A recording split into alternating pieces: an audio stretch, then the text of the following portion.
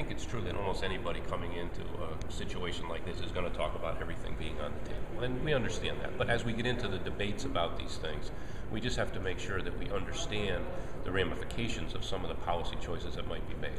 A lot of people talk about credits. R&D credits are really huge to the state of Connecticut. There's so many manufacturers that do R&D here, pharmaceutical companies and others. So if you start reducing or taking away those credits, it's definitely going to have some impact on jobs. So we just have to look at the unintended consequences of some of the policy choices that are going to be debated by the legislature. What do you think, what would you categorize from a business and job standpoint could be the most dangerous thing that an incoming administration could do, bearing in mind that they're looking at, and he just labeled it for the first time, I've always said this, it's the biggest deficit per capita in the country.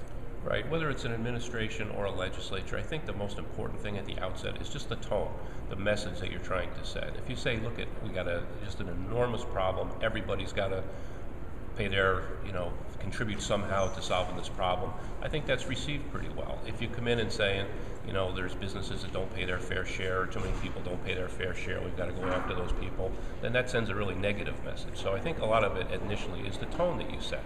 As far as the specifics, different industries get affected by different things. It's really hard to speculate right now. You have to look at whatever proposals are put on the table and do the analysis on what that impact that's going to have on job creation and retention in Connecticut. But is the business community going to be prepared to prove that the breaks that they've gotten in the past few years actually produce jobs or retain jobs?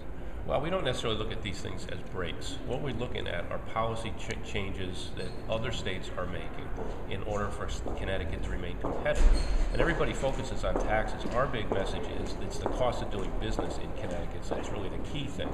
So if you start increasing that cost, whether it's through new mandates, healthcare mandates, whatever it might be, or taxes, that makes it more difficult for people to keep their jobs here. Well, one of the things that he said during the campaign, and he hasn't backed away from this, and he said in an interview with me after he was elected governor, that he would sign a bill for the mandated sick leave time.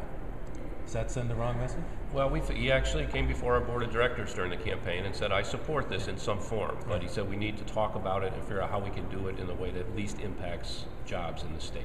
CBIA, we still take a position against that. We don't think that's a good policy choice for the state of Connecticut, but he was willing to have the discussion on how we can minimize it if it does go forward. We're still hopeful it doesn't go forward.